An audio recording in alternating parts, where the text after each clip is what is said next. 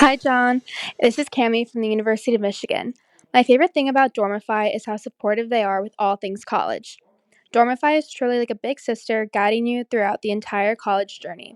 From relatable content on social media to tips on how to maximize your space, Dormify has the answer for everything.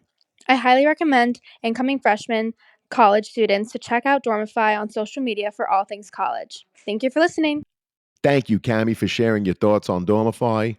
For those of you listening, be sure to check out our show notes where you could find our Dormify affiliate link and our most updated coupon code where you can save 15% on most Dormify products.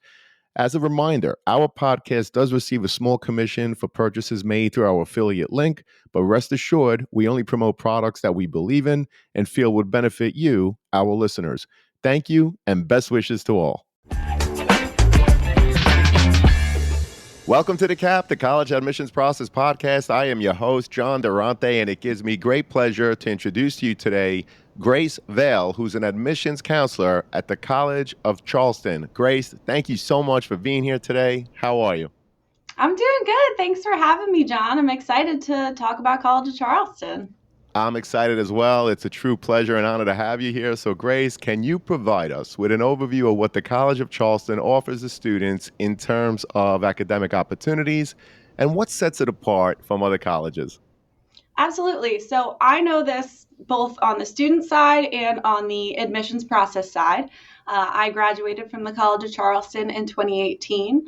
I was a Northerner who went south for school, which is a very common path these days. And what drew me to the college and what continues to draw people to the college is that medium-sized university. We are a public research university. It feels like a small private school, the 13th oldest institution in the United States, and it feels like you stepped into a storybook. So it has all the modern parts and it has all the historic parts. I really liked the fact that there's a balance between the modern and the history. You could do anything from international business and study abroad to historic preservation and go into those old buildings and learn about how Charleston was built all those hundreds of years ago. Well, that's a great overview. You graduated yourself in 2018, so obviously they're lucky to have you, as are we, on this podcast. It's a medium-sized school, a public research university, and it sounds like you have so much to offer in terms of your programs. I know that communications, business, psychology, and bio are just a few, and there's plenty more, which, of course, by the way, I always link the Office of Admissions in the show notes. If there's anything else that you want to link, just send it to me, and of course, we'll make it available to the parents and their students. So, Grace, can you tell us about the student life experience at the College of Charleston since you were a student there, again, graduating in 2018, and what kinds of extracurricular activities and organizations are available to the students? Sure. So student life, I like to joke that our students are busy. We have over 240 clubs and organizations. That's everything from club sports to match all of our D1 sports to the Taylor Swift Club and Ultimate Frisbee. You will find your people. If you don't find your people your first semester, you continue to go out and you meet different groups of people. Like I said, 10,000 students, you will find a couple different groups of friends, and that's what you're supposed to do when you go to college. But we are very big fans of supporting our Cougars, that's our mascot, at our Division I basketball games. We won our CAA championship last year. Nice. So those are very well attended. We like to be outside and we like to take advantage of what the city has to offer as well. When there's so many different service opportunities, internship opportunities, both on and off campus jobs, there's usually some sort of intertwined relationship for a student when they live in Charleston and go to CFC. D1 sports, Taylor Swift Club, internship opportunities, study abroad opportunities. It really sounds like you have something for everyone. That's awesome. So, Grace, let's get to the application process itself. What is the College of Charleston's approach to the admissions process, particularly in terms of the criteria and factors considered when reviewing applications? Yeah, absolutely. So we pride ourselves in taking a holistic review process. To support this, our decisions are based on a couple of things. So we never have a GPA cutoff. We don't look and say, oh, we have enough people from Massachusetts applying, we're going to put them to the no pile. We mostly look at high school coursework. So if you're taking rigorous classes, we'd like to see some AP, dual enrollment, honors. Your GPA is very important. That's also very important when it comes to scholarships. We do weight GPAs, so that's something to keep in mind when students look and say, oh, this is what I have to offer. Keep in mind that that is weighted in our process. We are test score optional, but if you do decide to offer those to us, we will consider them. And they they are a baseline metric, but sometimes they are pretty good into understanding how a student can think. And we do look at class rank when that is offered, but a lot of schools are just not giving us class rank anymore. So we're kind of moving away from that. But I myself, as an English major, really like to look at the essays. That's something that really tells me a lot about a student and can give me that overall view of, would this student do well here? Would they thrive at College of Charleston? So you gave us a lot of information there. Let's unpackage it a little bit. You talked about the fact that there's no GPA cutoff, there's no state cutoff. You mentioned Massachusetts. In other words, you wouldn't say, oh, we reached a certain amount, so we're not going to accept any Correct. more from that state. So Correct. again, unpackaging it further, can you share the percentage of students that apply from out of state? And does the application process in any way differ based on your in-state or out-of-state status? Sure. So we are currently at a 50-50 split for in state and out of state students that make up the population of our school. Now, that's a lot. We are a state school, we are a public state school for South Carolina. If you look at, I mean, USC is kind of catching up to us, but if you look at the University of South Carolina, they are mostly in state students. So that is something that's very unique about our school. It is nice because we are diverse and you will meet people from all over the United States.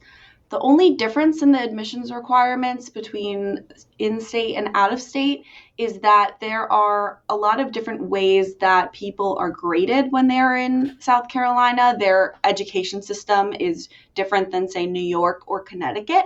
So when it comes to awarding scholarships, obviously, as a state school, it is a lot less expensive to go to an in-state school as a South Carolina student. So that's really the only difference between those two.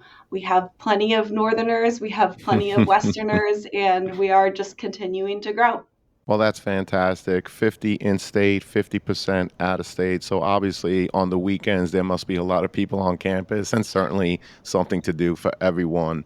So let's dig a little further. I'm curious because the overall number of applications schools are receiving are on the rise. With an increase in applications, Grace, how do you determine how many students to accept, waitlist, or even deny when you don't necessarily know how many of the student applicants that you accept are actually going to attend? Sure.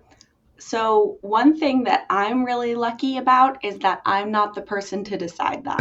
And I have to tell you, I'm very glad because the way that those metrics, who to accept, who to waitlist, who to deny, is a guessing game. So it's projected. It's based on last year's numbers. It's based on 2 years ago. It's based on before pandemic, right? So that threw a wrench in everybody's lives plus admissions. College admissions are very different and they will always be different since COVID. But again, what they do is they guess. So they say, we're going to offer admission to this many students from all these different states, and we expect this many in-state students to come to us, and it can be more and it can be less. You can be under-enrolled or you can be over-enrolled. Now, we have a lot of students coming this fall, so we kind of undershot it when we said how many students we thought would accept. Now, that's a Mhm. great problem to have, right? Some schools across the United States are having trouble. They don't have wait lists. They're still accepting students because they need to fill their incoming class. We're very lucky that we don't have that problem. Going along with that, we accept a certain amount of students. We look at kind of where our numbers are, and then that's when we take people off the wait list. So speaking of the incoming class and what they look like, what can you tell us about the average profile in terms of GPA, SAT or ACT scores, and anything else that you could share regarding your mid 50%? Absolutely. So our mid 50% is Most students, so this is students who do choose to report SAT and ACT, right? So that's something to keep in mind. These scores are going to be a little bit higher than the national average because students who are maybe on the borderline realize that their test score optional, they don't have to give us their scores. So our typical student who reports scores is between an 1170 and a 1310. Someone who applies to our honors college, which is a different kind of part of the College of Charleston, there's extra opportunities within there. Those scores are going to be higher. They're going to be more 1290 to 1400. The equivalency for ACT is 25 to 30. And for non-residents, it's going to be about a 3.8 to a 4.2 weighted. So I like to say the overarching mix of A's and B's and a strong test score is what we look for in general. Understood. And I appreciate that you talked about the fact that the mid 50% is higher, of course, because of the test optional nature. You also mentioned your honors college. So I was curious, is that a separate application or are students invited to apply to the honors college based on their initial application? So that is part of our College of Charleston application, and that's whether you do it through our website or the Common App. I tell all students to do Common App. There's no reason not to. It's a lot easier. They read exactly the same. When I get your application, I can't see a difference between whether you applied on our website or not. So some schools it is not like that. So that's something to keep in mind. But it is just an extra essay on our application. This year the prompt is pick an identifier and tell us why you're a thinker or a creator. That essay will then be reviewed within the context of your application by Honors College specific admissions counselors. And then you can be invited for interviews, you can be accepted, you can be waitlisted. But it is a smaller community within the College of Charleston as a whole with extra opportunities as well. Understood. So it's part of the common application or your own application if students choose to use the College of Charleston application. And Mhm. basically, it's an extra essay. Is there a GPA cutoff, though? There is not a GPA cutoff. Okay. However, typically people who are accepted into the Honors College have at least a 4.0. Understood. And what are some of the benefits, since we're talking about your honors college, what would you say are some of the benefits of being a part of that? Sure. So I like to say it's everything that College of Charleston does have, but in one small centralized place. So there are a lot of mentorship opportunities. You'll have an advisor for your major. You'll have an advisor for the Honors College specifically. You will have a peer advisor, someone who's a junior or senior who has been living that College of Charleston honors life for quite some time, who can be a resource more on the same page, not just an adult who is advising you on your future careers and your pathways. But there are programs, internships, job shadowing, extra study abroad opportunities. One big thing is scholarships. There are tiered scholarships and named scholarships. And especially for students coming out of state, if a student has been really strong in high school and they say they want to go into the honors college, it's a really great way for them to offset that cost, but then also get that individualized relationship with some professors, with more study abroad opportunities, doing something called Honors Immersed, which is where their junior year they say, what are you going to do? You got to do something. Are you going to go to France? Are you going to be a teaching assistant? Are you going to get an internship at a law firm? And it's very very centralized to the college as well. I was also curious, Grace, what are your different ways in terms of how to apply? In other words, early action, rolling, ED, and what do Sure. you recommend in terms of how early students should apply so that they're, going to be considered for all of the different scholarships that you have at Charleston? Yeah, absolutely. It's a great question. And it definitely varies per person. I have some people who email me and say they want to do early decision. And I say, we're going to have to talk about that. And the reason why is because early decision is our first deadline. That is a binding agreement. You sign a piece of paper with your guidance counselor and your parents saying, I understand exactly what I'm getting myself into. I want to go to College of Charleston. I don't care if I get into Harvard. I don't care if I get into UC Davis. I'm going to College of Charleston if I am accepted.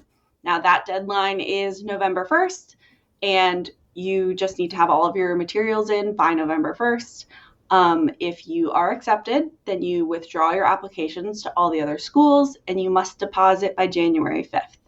Now, for some people, they say, College of Charleston's the only place I want to be. And I say, come on down to Cougar Town. And they apply early decision. If they're not sure, if they say, well, I'm weighing my options, I have a reach school that I want to see if I can get into, then we say, okay, early action. There's no reason not to apply early action. I recommend that every student apply early action because it makes my workload easier in the spring and they get priority consideration for some scholarships. They get to know their decision by December 15th. So if they want to kind of know where they're going and what they want to do for the rest of the year, it's kind of easier on their senior year to not be waiting until mid-March to find out their decision. And the other decision deadline is January 15th, which is our regular notification deadline. Now, like I just mentioned, students aren't notified until March 1st, and that's also when FAFSA and those need-based scholarships start to come out as well. So that period of time is really when people start making their decisions, they start to weigh their options, and I like to encourage students to have our information earlier than that so they have more time to kind of think it over because it is 4 years of your life. It's okay to transfer, but it's better to get into one place.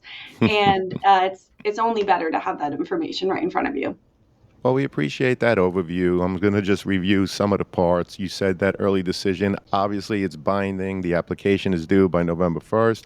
I like what you said, though. If accepted, early decision, very important to withdraw your application from other institutions because that might be the difference of another student getting a seat where they'd like to attend or not.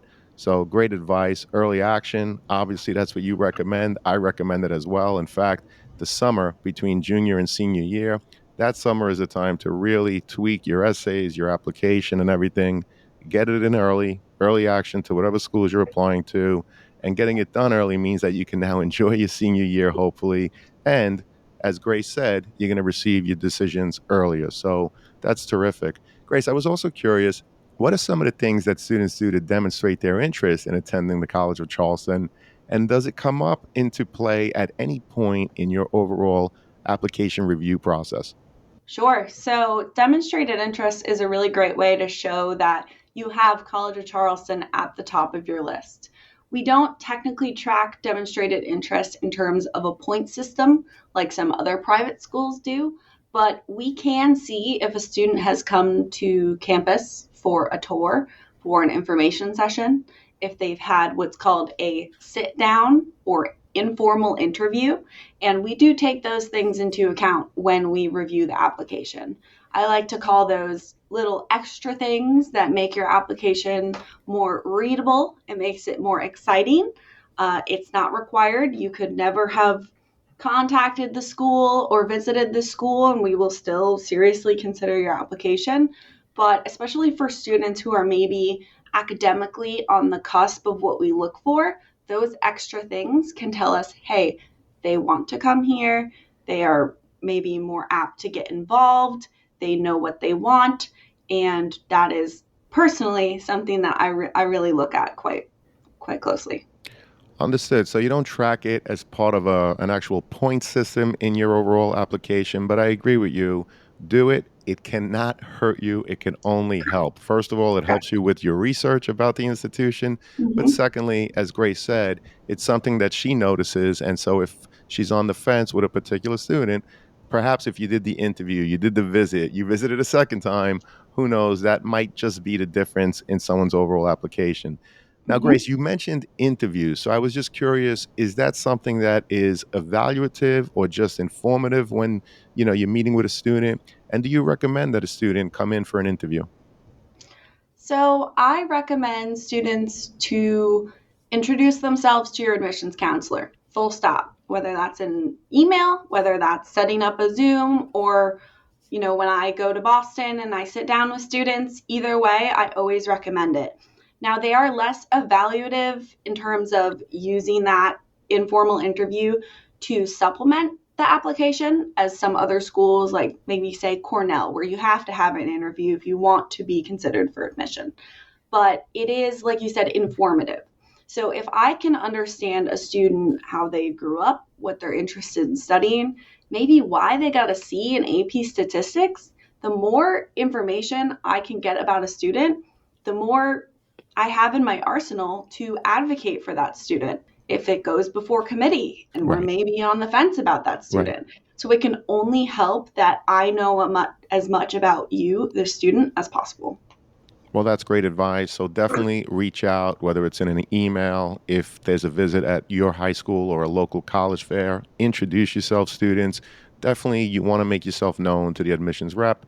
As Grace just explained, you never know if they're on the fence. That might make the difference. So we appreciate that insight. Also, Grace, when reviewing applications from various high schools, you mentioned that 50% of the students are coming from in-state, 50% from out of state. So you could imagine the thousands of high schools that you're getting applications from. How do you take into account when one student school offers, for example, 20 advanced placement courses, while someone else's high school may only offer up to 5? Sure. I really love this question because it relates to one of the parts of admissions I am most intrigued by. We know your school. I know what school. You are not the first application I've ever read from your school. We know the grading scale. We know the weighting. We know if it's an inflated grading scale and if we have to send it for a recalc. We know how difficult those courses are. A college, quote unquote, college placement course at one school would be very different than a college placement course at another school. And we do our very best and a pretty good job at making it a level playing field for when we review grades, GPAs, looking at that rigor. A 90 in an AP on one transcript really doesn't mean anything because in the past, every kid has gotten a 90 in that AP. So we follow those trends. We have notes to ourselves in our processing equipment, and we're pretty good at making it all kind of even out. Well, I know you're really good at evening it all out. And it leads me to a curious follow-up question. The GPA on the transcript, do you take it as indicated by the high school or do you recalculate since you're getting applications from so many schools? Sure. So if we know that a school keeps it on a weighted GPA scale, so 4.0 scale, weighted goes up to 5.3, that's kind of our cutoff. If a school awards up to, say, a 5.5, we say that's an inflated grading scale and we will send it for a recalc.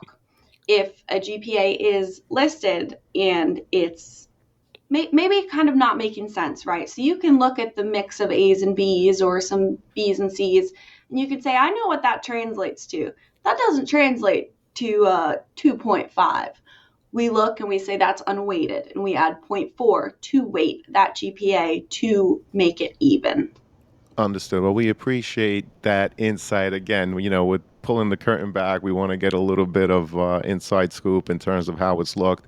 And it's really what you said before. You know the many different high schools, you know their scales, you know how they weight or not. And I appreciate you sharing, how you look at that GPA and the transcript. So, can you explain, Grace, what opportunities does the College of Charleston offer students that may have had an IEP while in high school in terms of helping to ensure that they continue to be successful once they're on your campus? Sure. So we're lucky that the College of Charleston is really well known for their disability services. We try to support our students as best we can. We call this area the Center for Disability Services, or SNAP. Now that stands for Students Needing Additional Parity, or just needing extra help. We have accommodations like extra test time, alternative testing sites, and accessible housing and technology for people who learn differently. I mean, there's a lot of different ways that people can process information. There's a lot of learning differences out there. We don't call them disabilities really because they're just differences. Not everyone's brain really works the same way, and we're pretty good about recognizing that. And when it comes to an IEP or a 504 plan, we will work with students the summer before they matriculate in the fall and they will most likely let those transfer over to College of Charleston. It's nice because they meet with a student and they say, what does this look like for you? What are some things you have difficulty with? And we work to translate that over to college life. Well, we appreciate that. And as I said earlier, if there are any links that you want to share with students and their parents for me to put them in the show notes, just send them to me. And of course, we'll make them available. Sure. So, Grace, what about students who intend to play sports at the College of Charleston? How does the process differ for them? And what advice would you share with them in terms of their overall recruitment? Sure. So I'll be honest, student athletes are different recruits. They are very different than what I do when I go on the road and I talk to students. If a student is serious about playing college level athletics at a Division 1 school, they need to be either recruited or talking to a coach by the end of their junior year. Now, some people say, I really, really like soccer and I want to continue to play soccer. We say that's great. But in reality, you may be more apt to be on the club soccer team. Now, there's nothing Right. wrong with that because student athletes are students first, but they're athletes close second. So if you're okay with doing 2-a-day workouts and constantly being on the road, then that's a personal choice. Something that I do like students to keep in mind is you can be the best soccer player in your school, you can be the best soccer player in your district, but really 1% or less of students who play a sport in high school end up going on to be Division 1 athletes. Now, that is a very small statistic, and it's kind of hard to hear, but it kind of puts things into perspective that sports should always be a part of your life, but they may not be the only thing at the forefront when you go to college. Well, that's great advice. We appreciate that. And of course, very important for the student athletes to go to the NCAA homepage and follow the rules, which of course change from time to time. So it's very important to be up to date on that as well. So this has been a phenomenal conversation, Grace, but I was curious, is there a question I didn't ask today or a topic that I didn't bring up that you'd like to share with us now? I want to touch on what you said before about withdrawing applications. Sure. A trend that we've seen is students aren't just applying to their top 5 anymore. Students are applying to 10, 15, 20 schools. I think that that's a great thing to do if you have the money for the application fees. But I think that students are becoming more aware that there are a lot of different institutions that can fit them. And I think that that's something that's really important to notice is that there may not just be one school for you. College of Charleston may not be the be all end all. You may decide that you want to go to Boston College, and that's totally fine. And that's something that students should keep in mind is that a couple institutions can be the best fit for them. Well, that's great advice. And again, this has been a phenomenal conversation. We really appreciate it. And unfortunately, Grace, it does lead us to the last question, which is what are your top 3 pieces of advice you would provide a student and their parents getting ready for the college admissions process? Absolutely. So my number one piece of advice is to visit schools. Even if you apply to those 25 schools, you need to visit every single one of them. Start with a tiny school with 1,000 kids. Start with a larger school. Visit a medium-sized school, hint, hint, College of Charleston. Look at the whole school, not just what major you're interested in. It's very common for people to change their major once they get to college. So some students say, I'm not going to apply to this school if they don't have nursing. You got to keep your options open. Maybe you want to end up going into public health or you want to go to PA school. These are some things to keep in mind. So get an idea of how flexible a school is if you need to change your mind or take a gap year or something like that. What to expect from your environment at an institution is the best way to figure out your best fit. Another thing I like to say, this is a joke I have with some high school counselors because high school counselors are on the other end and they get just as much pressure as I'd say college admissions counselors do. There are no emergencies in the college admissions process. It can be very stressful and it can feel like the end of the world. There are lots of tears.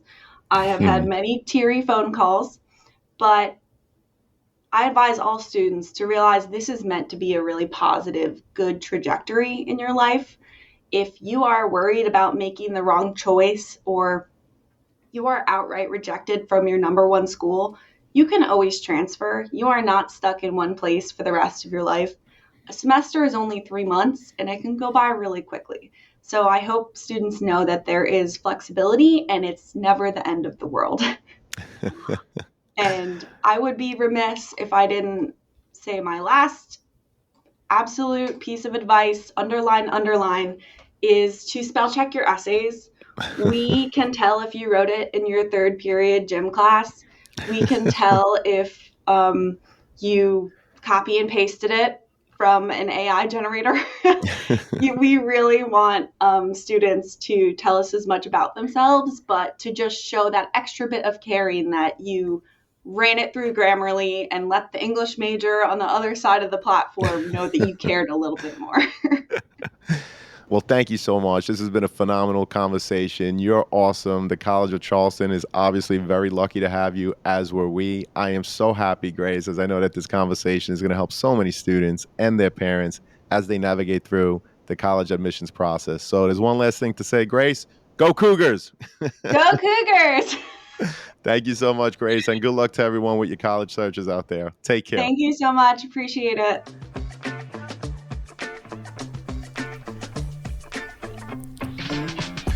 Thank you for joining us on this episode of the CAP, the College Admissions Process Podcast. We hope you enjoyed the show. If you did, please don't forget to tell a friend and follow us on Facebook, Instagram, Twitter, and wherever you listen to your podcasts. I am your host, John Durante, and I look forward to seeing you on the next episode of the CAP. I want to welcome back Sean Patel, who's the CEO and founder of Prep Expert. Sean, thank you so much for being here. How are you? Doing well. Thanks for having me, John. Just wanted to do a quick shout out for an amazing deal that we have for college admissions process podcast listeners. We're offering 30% off all Prep Expert SAT and ACT courses and tutoring. It's live online. We've got the best score improvement guarantees in the industry. You'll get taught by 99th percentile instructors. And you can save 30% off when you go to the show notes of the College Admissions Process podcast. Grab your discount code for 30% off and click the link in the show notes. Thank you, Sean. So great to have you again. And to everyone out there, please note that if you make a purchase through any of our affiliate links, the podcast gets a commission. But rest assured that we would only promote products that we believe in and feel would benefit our listeners. Thank you all, and best wishes.